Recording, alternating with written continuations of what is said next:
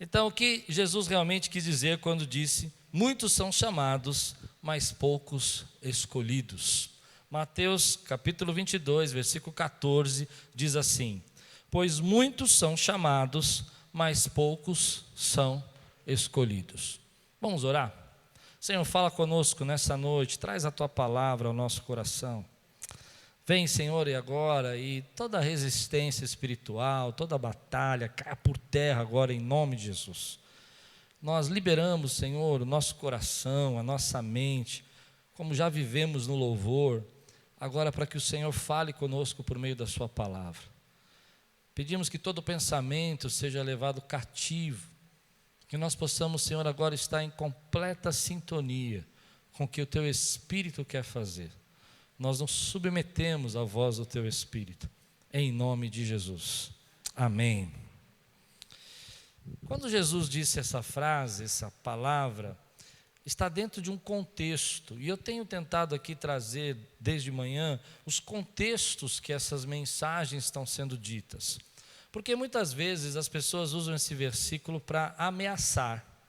A pessoa está vendo você aqui hoje e você não está tão bem, você não levantou a mãozinha, você não falou nada, você não quis assistir o culto online semana passada, e aí vem sua mãe e diz assim: olha, muitos são chamados, mas poucos escolhidos. Com aquela voz assim do tipo, né, narrador: muitos são chamados, mas poucos escolhidos. Mas é interessante que quando a gente vai estudar o contexto dessa mensagem, ela está dentro de uma parábola, dentro de uma mensagem maior. Na verdade, ela não começa aqui, ela começa no capítulo 21, no versículo 23. Se você puder abrir, nós vamos usar vários textos hoje, e depois eu quero tirar algumas lições práticas do que Jesus falou. Então, no capítulo 21, versículo 23, é onde você vai entender quem era o público que Jesus estava dizendo essa mensagem. A Bíblia diz: Jesus entrou no templo e quando já estava ensinando os principais sacerdotes, perceba isso, ele está no templo, os principais sacerdotes e os anciãos do povo se aproximaram dele e perguntaram: com que autoridade você faz estas coisas? E quem lhe deu esta autoridade? Então aqui começou um embate. Jesus está no templo e começou uma discussão. Eles começaram a fazer perguntas para Jesus, e você vai percebendo que essas perguntas vão até o final do capítulo 22 de Mateus, onde há dúvidas que eles têm, querem pegar Jesus pela palavra, querem prender Jesus. Você vai perceber isso do versículo 45 e 46 de Mateus 21. Os principais sacerdotes, os fariseus, ouvindo estas parábolas, Jesus contou a parábola do filho pródigo e foi contando algumas parábolas, entenderam que que falava a respeito deles. De quem que Jesus estava falando então? A respeito dos fariseus, dos líderes religiosos da época. E embora quisessem prendê-lo, quisessem matar Jesus, quisessem levá-lo preso, não podiam fazer, por causa que tinham medo não de Jesus, mas das multidões. Tinham medo das pessoas que seguiam Jesus, porque consideravam Jesus um profeta. E aí você continua no capítulo 21, você vai para o capítulo 22, no versículo 1, você vai perceber que isso é um contexto, é um embate, é uma palavra, é uma pergunta sobre pergunta. Depois eles vão falar, vão pegar a moeda e vão dizer assim: olha, Jesus vai pedir para pegar a moeda, né? Porque vão falar assim: é lícito a gente pagar imposto. Eles estão tentando pegar Jesus. E no capítulo 22, versículo 1, de novo Jesus lhe falou por parábolas, dizendo, ou seja, de novo, ele começou de novo a contar uma nova história. E nessa história que ele vai contar, você vai perceber que Jesus está mostrando os erros da nação e o que o povo de Israel havia falhado com Deus. Agora sim, versículo 2 a 6, estou indo bem rapidinho essa parte para você não ficar cansado, mas no versículo 2 a 6, você vai perceber que esses fariseus, esses líderes religiosos, estavam ali ouvindo Jesus, os principais sacerdotes, e de repente Jesus vai falar assim para ele: o reino dos céus, o reino dos céus é semelhante a um rei. Eles estão entendendo o que Jesus está falando. O reino dos céus é semelhante a um rei que preparou uma festa de casamento para o seu filho. Uau! Você percebe? Uma coisa é eu ler essa passagem hoje, entender que Jesus está falando sobre o reino dos céus. Outra coisa é você imaginar que ele está no templo, vários líderes religiosos furiosos tentando prendê-lo, e ele vai dizer: olha, o reino dos céus é semelhante a um rei que preparou uma festa para o filho. Quem é o rei? É Deus. Quem é o filho? É ele mesmo. Uau! E ele começa então a mostrar para eles as verdades sobre o reino. Enviou seus servos a chamar os convidados para a festa. Quem são os convidados para a festa? Eles, aqueles que estavam ouvindo. E quem é a festa? É a bodas do Cordeiro. É aquilo que João disse, que um dia nós vamos viver e fazer parte da noiva das bodas do Cordeiro. Nós sabemos o que é a festa, porque João vai explicar para nós em Apocalipse sobre essa boda, essa festa. Mas aqui os fariseus, eles estão ouvindo aquilo, eles estão ficando nervosos, estão ficando bravos, porque Jesus está dizendo para eles assim: olha, vocês têm que entender, porque os servos saíram dizendo: digam aos convidados, eis que já preparei o meu banquete, está tudo pronto, o banquete está preparado, não tem nada que vocês possam fazer. Os meus bois e animais de engorda já foram abatidos e tudo está pronto. Jesus enfatiza essa questão de que está pronto esse momento. Venham para a festa. E aí você vai entender. Mas os convidados não se importaram. E se foram para seu campo, outro para o seu negócio, outro agarrando os servos, que provavelmente aqui represente os profetas que vieram antes, os maltrataram e mataram. Jesus está dizendo: olha, Deus chamou vocês, Deus convidou vocês, e vocês não se importaram. Vocês não deram atenção devida a isso.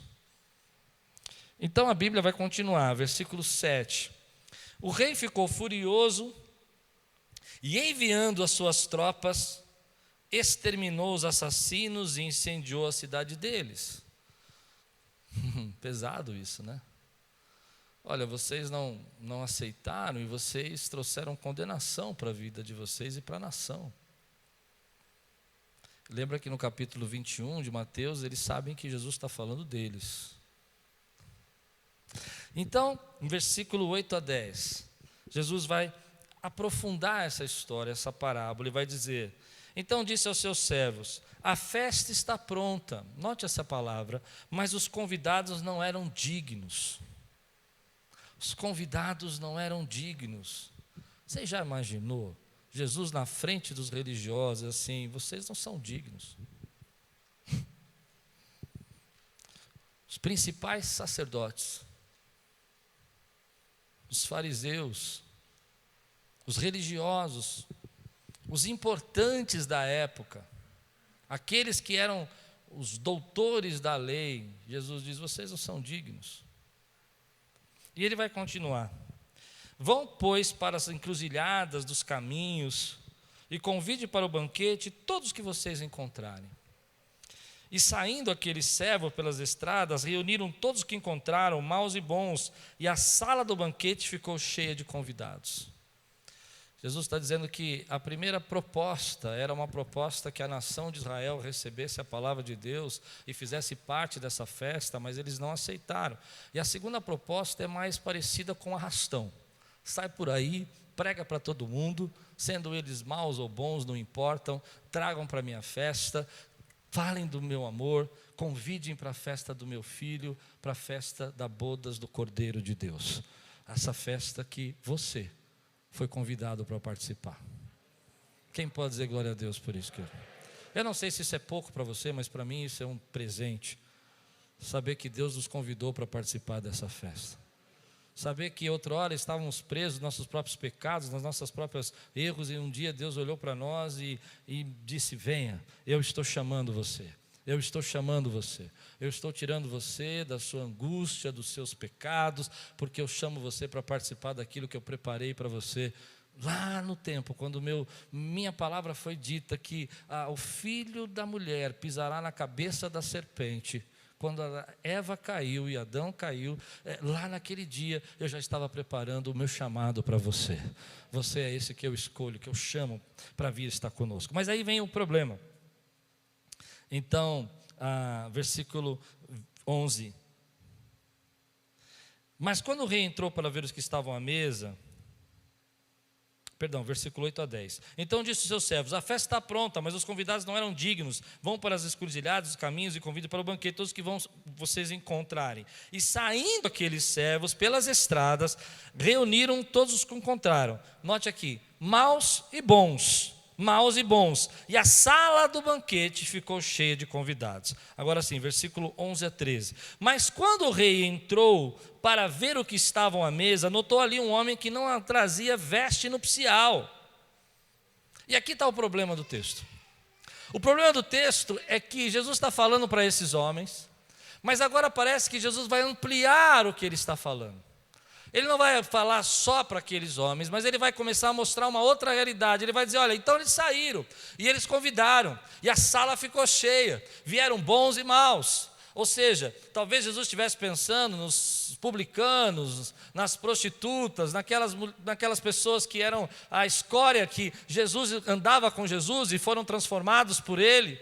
Mas agora ele vai dizer para nós que uma pessoa está nessa festa. E o problema dela estar nessa festa é que ela não tem vestes nupciais. Ela não está vestida de acordo. Ela não entendeu o convite. Ela não compreendeu a grandeza daquilo que ela estava sendo chamada para fazer. E antes que você seja empático com essa pessoa e diga para ela bem: ah, mas Deus perdoa. Olha o que vai acontecer. O rei vai dizer para ele: amigo, como você entrou aqui sem veste nupcial? Amigo, como você entrou aqui sem veste nupcial? E ele emudeceu. Ele não foi roubado no caminho, ele não perdeu as vestes, ele não foi esquecido, não é que ele não tinha condição de se vestir. Tudo isso que a gente cria nesse tempo para imaginar uma desculpa para esse momento, não existe, porque ele fica mudo, ele não tem desculpa, ele não tem o que falar. Então o rei ordenou aos serventes, amarrem os pés e as mãos dele e atirem para fora nas trevas. Ali haverá choro e ranger de dentes. A primeira questão que eu tiro desse texto é que a festa está pronta, mas aqueles convidados originais não eram dignos, eles não estavam prontos para viver. E isso fala no meu coração porque agora você tem um segundo grupo. E esse segundo grupo é a igreja, é esses que foram pelos caminhos. O primeiro se defendia como filho de Abraão, descendente, de Abraão, aqueles que podiam deter a lei. Mas o segundo é aquele que é chamado por Deus e pela sua misericórdia aceita, se veste da justiça, se veste do sangue do Cordeiro, se veste da palavra de Deus, se veste da verdade de Deus, se veste da salvação. Justificado, pois, pela fé, tenhamos paz para com Deus. É esse o grupo que entra na festa. Aquele que entende que Deus chamou para ser justificado. Você entende isso, querido? Que a festa que Deus te chamou é poderosa, é grandiosa, e Ele chamou você para participar dessa festa. Meu querido, como eu fico bravo quando eu vejo pessoas que não entendem a festa que Deus chamou você para participar. Como eu fico bravo quando é roubado de nós o entendimento de que nós temos o privilégio de fazer parte da festa do Cordeiro. Você pode dizer amém por isso? Como eu fico bravo quando as pessoas diminuem a festa do meu rei. E como é que elas fazem isso? É quando elas começam a olhar para isso e dizer assim: bom, eu posso fazer o que eu quiser, eu posso viver da maneira que eu quiser, afinal de contas, ele já morreu na cruz, eu já fui justificado. É verdade que ele morreu na cruz e você foi justificado, mas essa não é toda a verdade. A verdade é que hoje você precisa se vestir da palavra de Deus, se vestir da verdade de Deus, se vestir, querido, da graça de Deus na tua vida. Então esses homens vão viver isso. E Jesus vai terminar dizendo assim: olha, sabe qual é o problema? É que muitos vão ser chamados, mas poucos vão ser escolhidos. E a questão aqui que eu queria dizer para você é que não é que Deus vai chamar você para depois rejeitar você. Eu não acredito nisso. Há duas coisas que eu não acredito que são pregadas no tempo de hoje e eu estou aproveitando para pregar contra. A primeira, eu não acredito numa salvação universal. Tem algumas pessoas que pregam uma coisa chamada universalismo, não sei se vocês conhecem. Universalismo é aquela pregação que Jesus morreu na cruz e todos os nossos pecados foram perdoados, não só os nossos, mas da humanidade todas. Viva como quiser, porque no final o amor vai vencer. E o amor de Cristo na cruz venceu. Essa é uma pregação universal. A pregação universalista, ela quer dizer que você não tem nenhuma participação na sua salvação, você só recebe. E ela tem um pouco de verdade, ela é bem sedutora. Ela é sedutora porque eu fico seduzido com essa pregação, eu acho bonita, porque, veja bem, eu não preciso fazer nada, e é verdade, eu não preciso fazer nada, porque Cristo conquistou na cruz do Calvário minha salvação. É tão interessante que, olha que bacana, as pessoas, pensa bem, as pessoas que nunca ouviram falar de Jesus, as pessoas que não estão no caminho do Senhor, por qualquer motivo, elas vão um dia morrer e vão para o céu, e Deus vai resolver o problema delas, porque todo mundo vai para o céu. Mas Jesus nunca disse isso. O que Jesus disse aqui é que você foi chamado, e é uma escolha sua, pessoal, decidir se você aceita o chamado ou não. E por que tem que ser uma escolha pessoal? Eu vou dizer alguns motivos por isso. O primeiro é que não existe amor se não houver escolha. Quando Deus nos deu o arbítrio, Ele disse assim, você tem o livre-arbítrio, Ele também nos deu o direito de escolher amar. Se você é obrigado a amar alguém, isso não é amor, isso é jugo, isso é peso. Se Deus não tivesse nos dado o direito de escolher servi-lo ou não servi-lo, amar ou não amá-lo, nós não teríamos escolha, e nós teríamos que, como robôs, como programados, sem sentido, sem razão, amaríamos porque fomos programados para amar. Mas isso não é amor, isso é programa, isso é imposição, isso é jugo.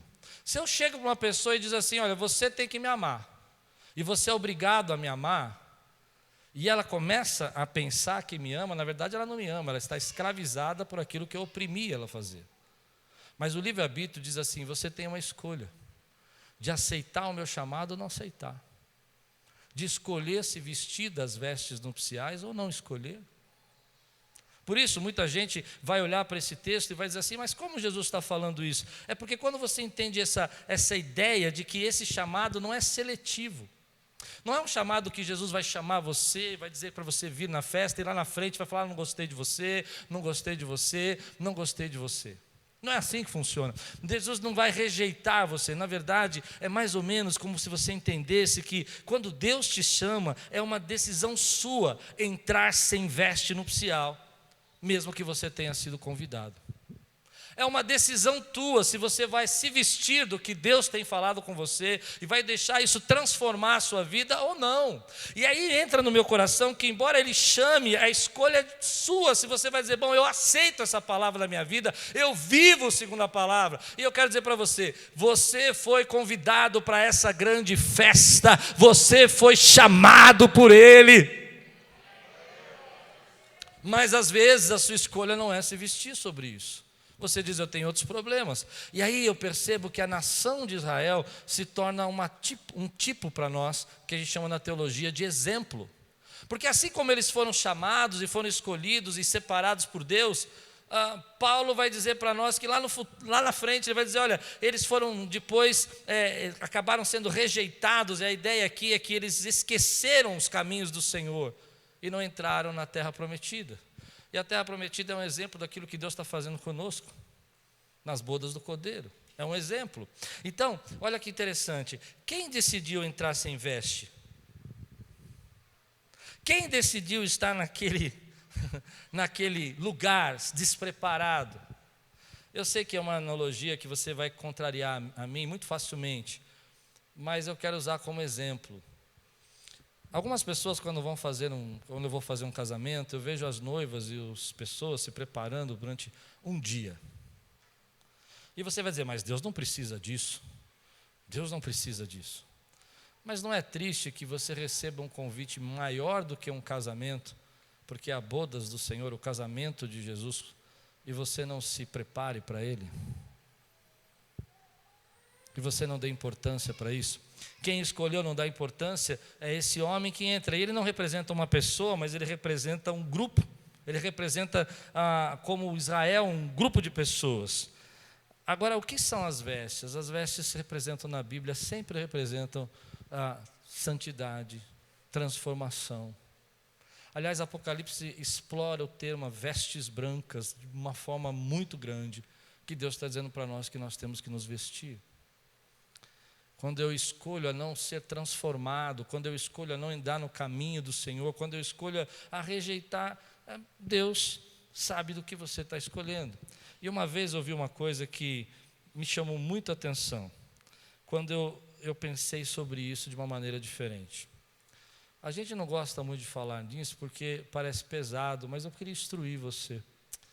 Algumas pessoas dizem para mim, por que algumas pessoas não vão para o céu? E eu sempre me perguntei, porque eu acho bacana essa ideia de que todo mundo devia ir para o céu. Mas um dia eu recebi uma resposta que me fez pensar. Durante a vida toda, essas pessoas quiseram viver distante de Jesus. Não seria justo, quando o tempo acabar, Jesus obrigá-los a viver juntos com Ele? Porque é uma escolha delas. A segunda coisa é que céu não é um lugar apenas. Céu é a presença de Jesus. Céu não começa quando você morre. O céu começou na sua vida, o reino de Deus começou na sua vida quando você recebeu Jesus no seu coração. Você pode dizer amém por isso, querido? Então, se eu não quero viver com o rei, se eu não quero estar vestido para a festa, isso começa hoje na minha vida, porque o céu não é um lugar, é a presença de Jesus, e se eu não quero a presença de Jesus, eu não quero mais nada que Jesus quer fazer. Por isso hoje eu queria dizer para você, que privilégio você tem de ter sido convidado para essa festa. Mas como é triste ver gente que não entende esse privilégio, de ser chamado nação santa, de ser chamado povo exclusivo de Deus, de ser levado por Deus, como embaixador do nome dEle, as boas novas do Evangelho. E como é triste você perceber que quando você deixa de se vestir nesse tempo, você está recusando todo o chamado de Deus para a tua vida e todo o propósito de Deus que tem para a tua vida. Na verdade, nós estamos colocando coisas que não são tão importantes no lugar do que seria mais importante para a nossa vida, que é a presença de Deus na sua vida. E por que nós não temos tempo? Porque nós estamos fazendo como o povo de Israel, muitas vezes, que estavam vivendo as suas coisas, preocupados, rejeitando o convite. Jesus está fazendo um convite para você, e você que aceitou esse convite, deixa o Espírito Santo fluir na tua vida, meu irmão. Não se embarace com nada que impeça você de participar, porque você não é nem louco de querer ficar fora dessa festa. Você foi convidado sem merecer, sem mérito, sem nenhuma forma de você poder comprar esse ingresso, mas ele foi pago pelo sangue de Jesus. E se você faz parte dessa festa, fica de pé no teu lugar, declara: eu faço parte de uma festa, eu faço parte. Meu irmão, levante sua mão e diga: nada pode parar o meu chamado, nada pode parar, nada pode obscurecer a obra de Deus na minha vida. Aleluia! Glória a Deus! Eu gostaria de poder pregar esse universalismo, mas eu não consigo. Já tentei estudar muito isso, não consigo. Sabe por que eu não consigo? Porque eu acho isso uma autoconfiança orgulhosa. Pode sentar, querido. Autoconfiança orgulhosa é você começar a colocar na sua cabeça que você mesmo pode fazer as suas interpretações do que Deus disse que faria. Então eu pego aqui, tiro uma coisa, eu esqueço que algumas pessoas, muitos estão sendo chamados, mas estão recusando o convite, da mesma maneira como Israel recusou o convite. E como as pessoas recusam o convite? Deixando que Deus não seja, o líder, o governador, o dono da sua vida. Você mesmo decide o que você quer fazer. E a primeira lição que eu tiro é: não tente ser orgulhosamente autossuficiente, espiritualmente falando, numa confiança de que você não precisa se vestir de vestes nupciais. Algumas pessoas entendem as vestes nupciais, como alguns teólogos, como você já foi justificado por Cristo Jesus, e porque você se vestiu, né, creu, e Ele é seu Salvador, você já está vestido. Eu entendo que isso é uma parte de verdade, porque Jesus nunca quis ser apenas o seu Salvador, Ele quer ser seu Senhor, o Senhor da tua vida.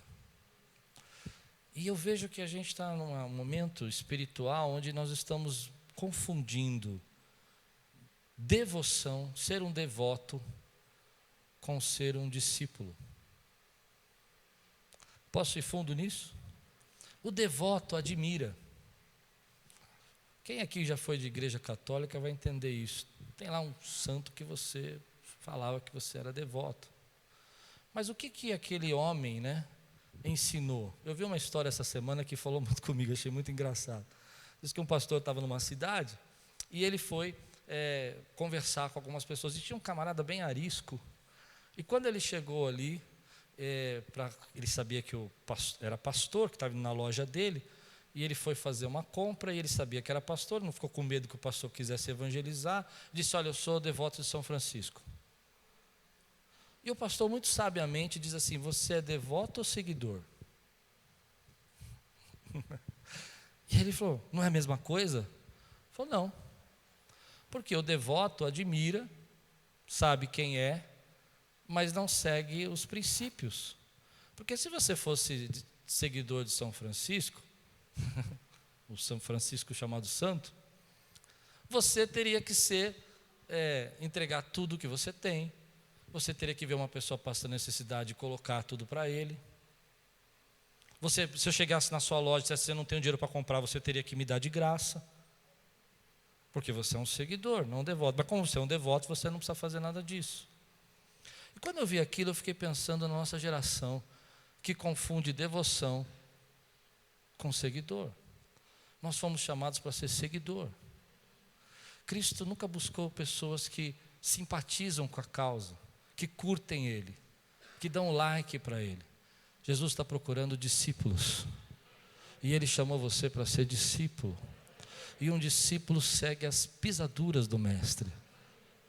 O discípulo vós sois sal da terra e luz do mundo. Um devoto fala: que legal. Um discípulo pergunta: como eu posso salgar? Entende a diferença?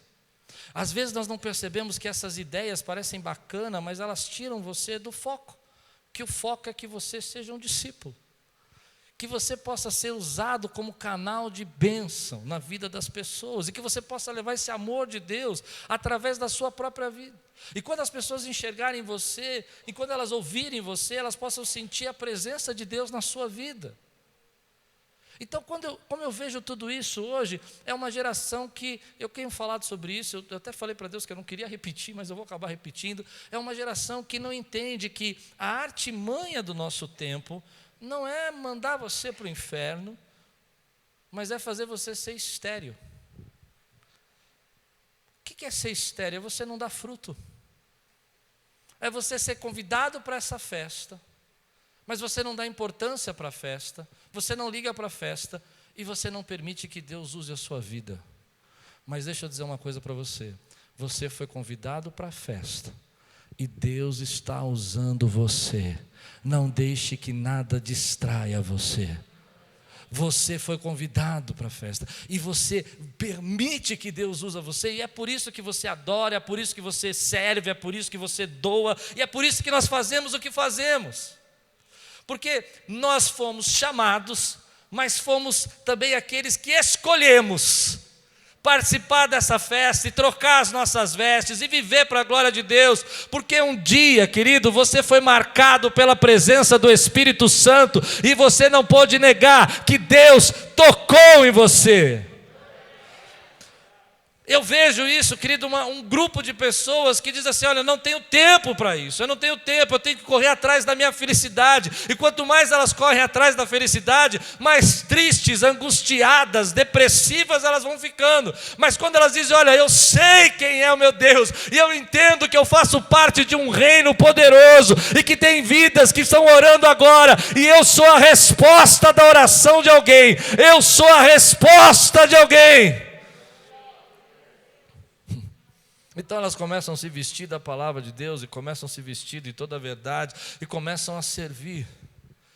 Mas algumas pessoas, por não entender isso, abandonam o chamado que Deus tem para a vida delas, abandonam o propósito que Deus tem para a vida dela. Essa é uma escolha sua, uma escolha minha. Deus um dia me chamou quando eu era jovem e disse: olha, você vai ser meu servo, vai pregar. Mas eu podia muito bem dizer: não, eu vou trabalhar no que eu gosto, vou fazer o que eu quero. E aí algumas pessoas eu acho que são um pouco assim, interessantes, porque elas acham que alguns têm que carregar isso, mesmo elas conhecendo a verdade, mas elas não precisam fazer isso. Acho que não deu para entender. Por que isso? Porque a gente começa a querer reduzir a palavra de Deus para aquilo que importa para nós. Quero tirar algumas lições. Primeiro, já disse para você, o céu não é apenas um lugar, mas é a presença de Jesus. Se você não desejou viver com Ele aqui, em momento nenhum, se vestiu para a festa, não é justo para você mesmo que no futuro você receba o que você nunca desejou. Essa é a primeira lição. A segunda lição: quando pensamos dessa maneira, nós nos tornamos, pensamos dessa maneira de que eu posso escolher, se tornamos simpatizantes. Eu não faço nada de mal, eu não roubo, eu não peco, eu não tenho feito nada de ruim, então eu sou uma boa pessoa. Mas Jesus quer discípulos, e Ele chama você para fazer parte disso. Ele está dizendo: você é meu seguidor. E a terceira lição: quem você imita? Paulo disse certa vez: imite a mim como eu imito a Cristo. Ele disse também que nós somos imitadores de Cristo. Nós sempre estamos imitando alguém.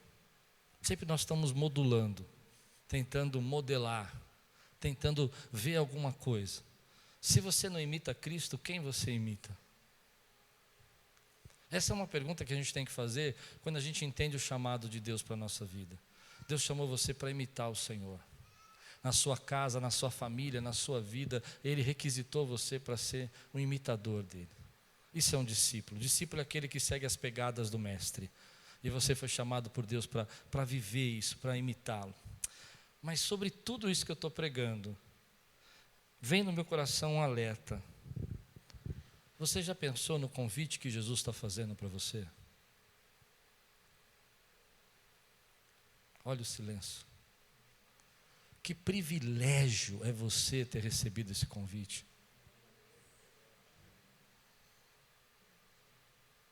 Eu fico emocionado de falar isso, mas de pensar que Deus ouve a minha oração.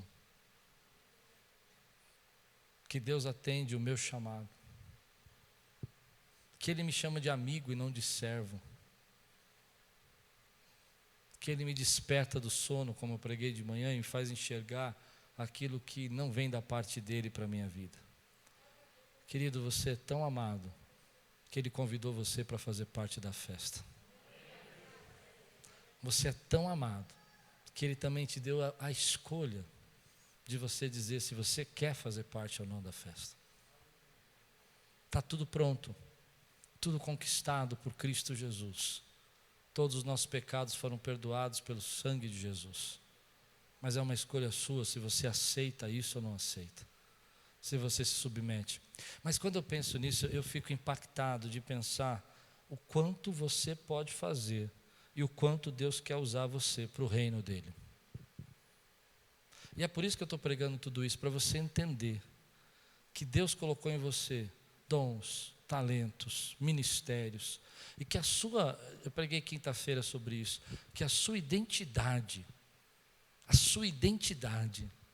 é uma identidade de nova criatura.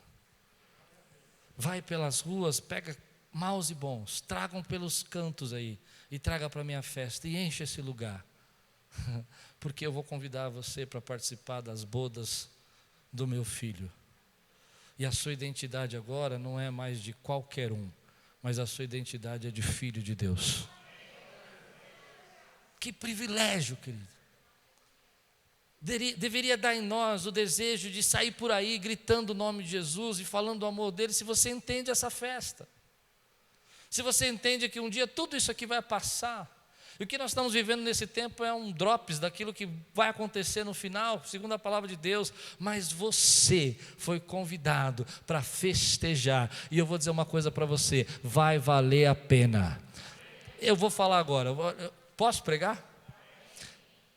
Quanto choro a gente faz, quanta reclamação para Deus, quanto mimimi que a gente fala com Deus. Ai Deus, porque o Senhor não me fez isso, porque o Senhor não fez aquilo. Meu querido, você foi lavado pelo sangue do Cordeiro. Habita dentro de você a presença do Espírito Santo. Há uma autoridade em você, que Deus lhe deu essa autoridade. Quem crê nisso que eu estou pregando aqui, meu irmão? Mas a gente está às vezes anuviado, a gente está embaçado, a mente embaçada, a gente não consegue enxergar aquilo que Jesus está fazendo na nossa vida. Eu imagino às vezes Deus olhando para mim e dizendo assim, filho, você fica tão preocupado com tantas coisas, se você soubesse tudo que eu já conquistei para você, e tudo que eu já entreguei para você, e tudo que é seu. Eu gosto de um versículo que diz assim, nem olhos viram, nem ouvidos ouviram. Quer dizer, ninguém viu, e ninguém já o escutou, ou ninguém conseguiu imaginar o que Deus tem preparado para aqueles que o amam e nele esperam. Essa é a festa do Cordeiro de Deus que Ele chamou você para participar. Essa festa, ninguém ouviu, ninguém imagina, ninguém consegue entender isso, mas Ele chamou você, porque Deus tem preparado para aqueles que o amam, e você o ama, porque você apenas não aceitou o convite, mas você escolheu se vestir para a festa. Que Jesus comece a promover em você transformações, santificações, mudanças. Mas querido, entenda que isso não é, às vezes eu costumo pregar sobre isso, às vezes a gente não entende que quando a gente fala, olha, toma a tua cruz e segue, as pessoas falam, não, o que é isso, pastor? Meu querido, renunciar é um processo da nossa vida de crescimento, e há coisas que você está impedindo de Deus agir na sua vida, porque você não consegue renunciar. Mas toda vez que você entra numa nova etapa, num novo estágio, numa nova fase da sua vida, alguma coisa você precisa renunciar. Se você quiser casar, você tem que renunciar à solteirice. Se você quer ser pai, você precisa renunciar à sua vida. Eu lembro que eu descobri que eu era pai o dia que eu estava sentado na mesa, comendo um bolinho muito gostoso, que eu tinha comprado, era um desejo meu, e veio minha filhinha com 3 aninhos, olhou para o bolo, com os olhinhos desse tamanho, e eu renunciei ao meu desejo para que ela comesse o bolo, e ela comeu com tanto gosto, e a minha alegria não era mais comer o bolo, a minha alegria agora era ver a alegria dela de comer o bolo, porque eu entrei numa nova fase. Deus te chamou para você entrar numa nova fase espiritual de vida com Ele, querido, e há renúncias que você precisa fazer, porque você foi convidado por Deus para participar dessa festa. Eu escolho fazer parte, eu escolho fazer parte, eu escolho receber o chamado, o propósito. É difícil, vão criticar você, vão bater em você, você vai ter que abrir mão de algumas coisas, você vai ter que renunciar a algumas coisas que você estava acostumado, mas não tem problema, porque eu sei o que espera aqueles que entendem as bodas do Cordeiro, eu sei o que espera aqueles que receberam essa palavra. Eu quero terminar assim, dizendo para você, querido, olha quanta coisa a gente está confuso, perdido, preocupado, porque você não entende a sua posição e o lugar onde você está. Olha quanta coisa você está vivendo embaixo de angústia, de ansiedade, porque você não entende o que Deus tem feito já na tua vida. E eu queria alertar isso. O erro de Israel foi esquecer, desvalorizar, dar pouca importância ao chamado que Deus estava fazendo para eles. E eu acho que muitos de nós precisamos ser alertados, para que não caiamos no mesmo erro de Israel. Deus está chamando você. Deus está dizendo: filho, não entre por esse caminho, porque eu vou falar com você, eu vou usar você. Se veste das minhas vestes de santidade. Se veste das minhas vestes. Mas pastor, todo mundo faz desse jeito, todo mundo caminha desse jeito, todo mundo age dessa forma. Mas você foi convidado para um banquete. Você faz parte de um grupo que Jesus saiu por aí chamando, e você atendeu o chamado dele. Mas pastor, está sendo tão difícil para mim mudar. Preguei de manhã sobre isso. Deixa o Espírito Santo mudar a tua vida. Deixe Ele vencer essa carne. Mas sobretudo, querido, tenha um coração grato, porque Ele escolheu você para fazer parte dessa festa. Seja grato por você ministrar. Seja grato por você pregar. Entenda o privilégio que você tem de servir. Entenda o privilégio que você tem de doar, de ser um instrumento na mão de Deus. Que privilégio você tem. Hoje eu quero quebrar essas ideias que estão na mente de muita gente, confundindo pessoas. É um privilégio que você aceita. Não há como você conseguir fazer parte dessa festa se você não se vestir de vestes nupciais. Eu não consigo entender como alguns pregadores vão pregar esse texto e vão recusar essa parte de que esse homem não tinha vestes nupciais. Só dá duas respostas para mim: ou ele recusou o chamado de Jesus, ou ele não reconheceu que ele era pecador. Só dessas duas formas ele não poderia ter as vestes. Mas você aceitou o chamado de Jesus e você reconhece que é pecador, então tão grande salvação entrou na sua vida. E você foi transformado. Tem muita gente, querido, hoje que você vai ouvir por aí, recusando as vestes. Eu não preciso disso. Deus é amor. Claro que Ele é amor. Deus me ama como eu sou. Claro que Ele te ama. Mas deixa Ele transformar você. Deixa Ele operar transformação na sua vida. Você recebe essa palavra na sua vida, querido? Eu quero orar com você. Hoje eu quero fazer uma oração diferente. Talvez tenha pessoas aqui que precisam aceitar esse convite hoje. Deus já chamou tantas vezes você, mas você sempre fala: agora não tenho tempo, agora não dá, eu não posso me entregar, eu não quero mudar isso, isso é meu jeito, tá bom do jeito que tá. Mas dessa vez eu acho que Deus pegou você. Eu oro para que Deus tenha pegado você, assim, tenha colocado você numa posição que você tenha que abrir seu coração e dizer assim: ok, eu estou pronto para aceitar esse chamado. Se Deus está falando com você, se Deus está tocando o teu coração, se Deus está mostrando para você que você precisa aceitar esse chamado, eu vou convidar só aqueles que Deus está falando agora a ficar de pé no seu lugar, e eu quero orar com você. Talvez você tenha recusado tanto tempo isso, e Deus agora fala com você tão profundamente que você fala: olha, mas eu vou ficar de pé no meio de todo mundo. Fique, querido, porque você é livre. Você pode aceitar o chamado de Deus, porque nada te prende para aceitar esse chamado, nada impede você de aceitar esse chamado. Hoje, quando eu preparei essa mensagem, eu falei: Deus, mas essa mensagem é tão simples. E Deus me deu um texto na palavra que diz assim: não é o seu arco, nem a sua espada que vence. Quem vence sou eu. Mais alguém aqui fica de pé hoje aqui e declara que está entrando salvação na sua vida? Mais alguém, querido? Como é bom ver isso. Estenda sua mão para cá, vamos orar por essa família. Mais alguém aceitando o chamado de Deus hoje, assim: eu tenho um chamado na minha vida. Eu quero fazer um segundo apelo aqui, muito rápido, antes de você orar comigo por essa família. Talvez você tenha sido chamado por Deus. Deus tenha dito a você várias vezes que Ele quer usar você, mas você está sempre tão ocupado, tão cheio de coisas, que você não tem tempo para isso. Mas hoje você entendeu que você precisa aceitar o chamado que Deus tem para a tua vida. Você precisa aceitar essa transformação. E se você ouve a voz de Deus e você sente Deus falando com você, fica de pé no teu lugar, porque eu quero ver você aceitando esse chamado na tua vida. Eu quero ver Deus começando uma obra aí agora, hoje, na tua vida, em nome de Jesus. Vamos orar. Senhor, eu oro por essa família aqui que está entregando a sua vida, que está dizendo que o Senhor é o dono da vida deles, que eles fazem parte, Senhor, do teu reino, das bodas do Cordeiro, que eles fazem parte, Senhor, dessa tão grande salvação que o Senhor conquistou na cruz. Eu oro para que eles recebam todas as bênçãos que eles recebam a Tua palavra no coração. Em nome de Jesus, eu oro por todos esses que estão aceitando o seu chamado. Eu oro por todos esses que estão declarando na sua vida, Senhor, que eles fazem parte, Senhor, do propósito, que eles ouvem a Tua voz e que nada pode impedi-los de serem usados pelo Senhor.